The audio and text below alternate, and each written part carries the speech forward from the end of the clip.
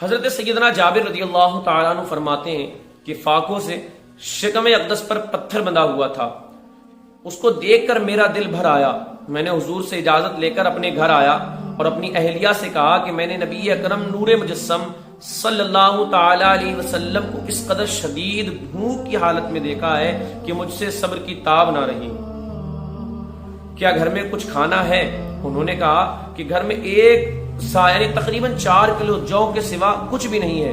میں نے کہا تم جلدی سے اس جو کو پیس کر گوندھ لو۔ پھر میں نے اپنے گھر کا پلا ہوا ایک بکری کا بچہ ذبح کر کے اس کی بوٹیاں بنائی اور زوجہ سے کہا کہ جلدی جلدی گوشت اور روٹیاں تیار کر لو، میں حضور انور صلی اللہ علیہ وسلم کو بلا کر لاتا ہوں۔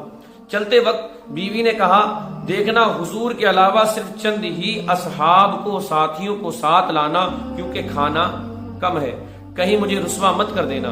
حضرت جابر نے خندق پر آ کر آہستگی سے عرض کی یا رسول اللہ صلی اللہ علیہ وسلم، 1 سا آٹے کی روٹیاں اور ایک بکری کے بچے کا گوشت میں نے گھر میں تیار کروایا ہے، لہذا آپ صلی اللہ علیہ وسلم صرف اپنے چند صحابہ کے ساتھ چل کر تناول فرما لیں۔ یہ سن کر حضور صلی اللہ تعالی علیہ وسلم نے فرمایا کہ اے خندق والوں، جابر نے دعوت طعام دی ہے، سبحان اللہ، کھانے کی دعوت دی ہے، لہذا سب لوگ اس کے گھر پر چل کر کھانا کھا لیں۔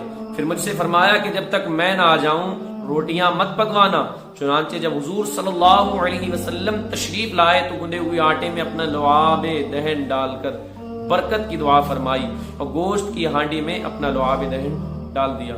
پھر روٹی پکانے کا حکم دیا اور فرمایا کہ ہانڈی چولہے سے نہ اتاری جائے۔ جب روٹیاں پک گئیں تو حضرت جابر کی اہلیہ نے ہانڈی سے گوشت نکال کر دینا شروع کر دیا۔ 1000 صحابہ کرام نے پیٹ بھر کر کھانا کھا لیا، مگر گندا ہوا آٹا جتنا پہلے تھا اتنا ہی رہ گیا اور ہانڈی چولہے پر بدستور جوش مارتی رہی، جیسے پہلی بری ہوئی تھی ویسے بری ہوئی رہی۔ اعلیٰ فرماتے ہیں ایک دل ہمارا کیا ہے آزار اس کا کتنا، تم نے تو چلتے پھرتے مردے جلا دیے ہیں۔ شعر کی وضاحت سنیں، عرض کرتے ہیں یا رسول اللہ صلی اللہ علیہ وسلم، ہمارے دل اور اس کے دکھ درد کا علاج آپ کے لیے کوئی بڑا کام نہیں ہے۔ آپ نے چلتے پھرتے مردے یعنی جو کفر و شرک کے باعث مردوں سے بھی بدتر تھے، انہیں بھی ایمان کی روح عطا فرما کر زندہ فرما دیا۔ سبحان اللہ۔